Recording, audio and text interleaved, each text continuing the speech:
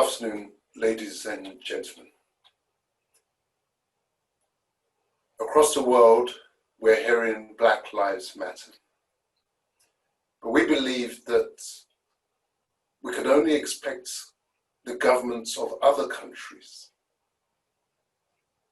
to take Black lives seriously and to recognize that they matter if we, on our part, can show that Black lives, our lives, matter to our people and in particular our government. When we look at the record of governance in Nigeria, can we really say with sincerity that Black lives, i.e. our lives, matter to our leaders?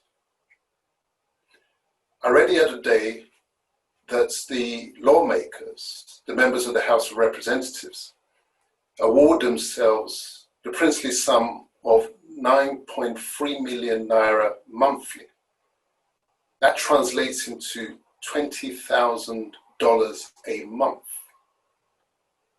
In a country where it is said that the average Nigerian survives on $1 a day, and parliamentarians are receiving $20,000 a month. Can we sincerely say that the lives of those average Nigerians matter to these representatives? Also, in a country where in 2020, electricity is still seen as some kind of miracle, whereas the leaders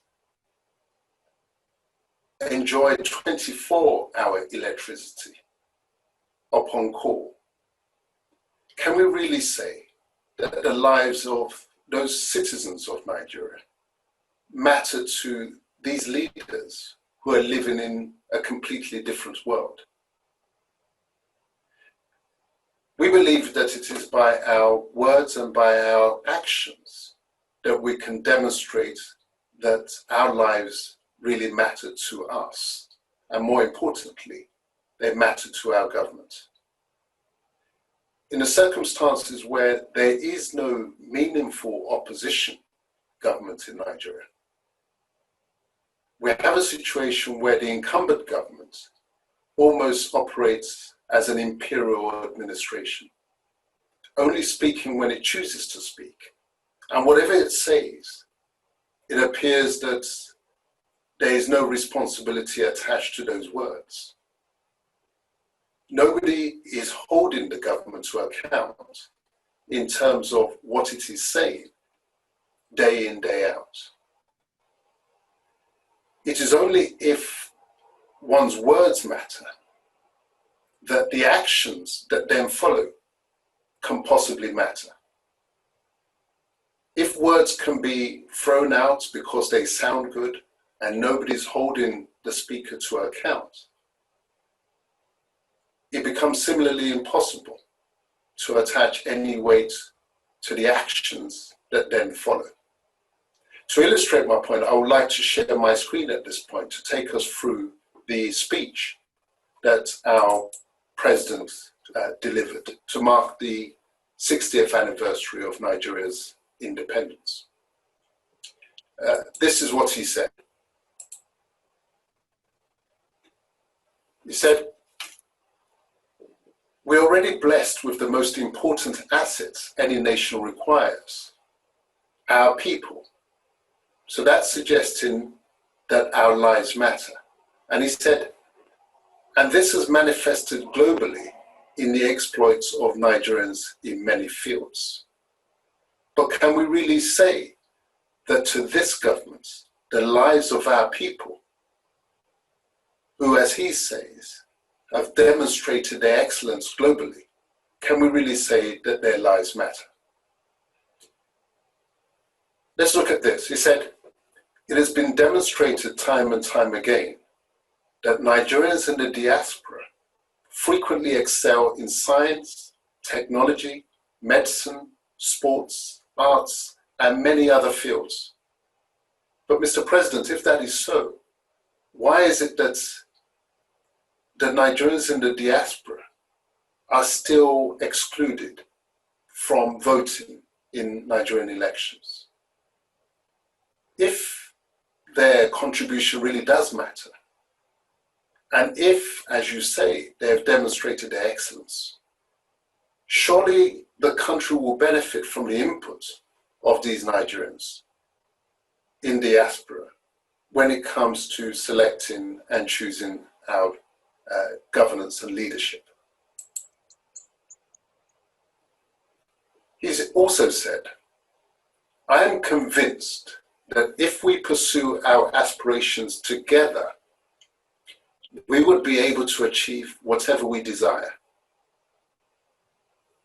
This, he said, informed our adopting the theme together to mark this epochal event. So togetherness. But when we look at the record of this government, what do we see? Do we see the spirit of togetherness? Or do we see a philosophy and a policy of exclusion, of the them and the us, where some ethnic groups are regarded as more equal than others? Is that really the spirit of togetherness? Do the president's words really have meaning and resonance in our current circumstances? He also said, democracy the world over, and as I am pursuing in Nigeria, recognizes the power of the people. Again, very nice words. Democracy recognizes the power of the people. He went on and said, however, if some constituencies choose to bargain off their power, they should be prepared for denial of their rights.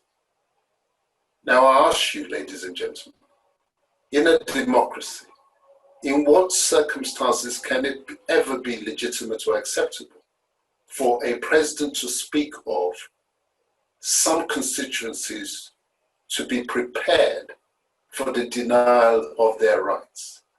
What does that mean? What is the president intending? How does that sit with the theory of togetherness? Here's another passage from the speech. And this is central to the discussions and the debates that are taking place on the ground today in our country. He said, fellow Nigerians, let us collectively resolve to continue our journey beyond the 60 years on the clear understanding that as a nation, we are greater together than being smaller units of nationalities. Let's look at the key words there. Let us collectively resolve to continue our journey. Well, is that not what Nigerians of all ethnicities have been calling for? To collectively resolve to continue our journey. That is a call for a national conference. What else is a collective resolution except a resolution by all the ethnic groups of which Nigeria is made? To resolve to continue our journey beyond the 60 years on the clear understanding that as a nation, we are greater together than being smaller units of nationalities. Mr. President, you are calling upon Nigerians to make that resolve. Then you must give them the opportunity to make that resolution. Let them say that yes, we're better off together than being smaller units of nationalities. But you must also be ready to accept that they may also decide that they're better off in smaller units of nationalities. This is what democracy requires. This is the reality of democracy. He went on and said, I must confess that at most times, I always felt the need for a collective reflection. Well, Mr. President, if you're sincere in the words that you use, that you felt the need for collective reflection, not a personal reflection, a collective reflection, i.e. for the Nigerians to reflect. And you said, I always felt the need for collective reflection, as I know that the foundation for a solid future, which this administration is laying, can only be sustainable if there is a collective commitment by Nigerians. Mr. President, those are your words, not anybody else's. You felt the need for a collective reflection because you know that the foundation for a solid future, which you are trying to lay, can only be sustainable if there is a collective commitment by Nigerians. All you have to do is to give those words real meaning. Demonstrate that those words really do matter and they are actually meaningful to you, as they should be, for the benefit of our peoples. He went on and pointed to the example of a predecessor in office. He said, on October the 1st, 1960, when Prime Minister Alhaji Abubakar Tafawa Balewa received the constitutional instruments symbolizing Nigeria's independence, he expressed his wish that having acquired our rightful status as an independent sovereign nation, history would record that the building of our nation proceeded at the wisest pace. This optimism was anchored on the peaceful planning, full and open consultation, and harmonious cooperation with the different groups, which culminated in Nigeria emerging as a country without bitterness and bloodshed. Mr. President, let me remind you what you said again.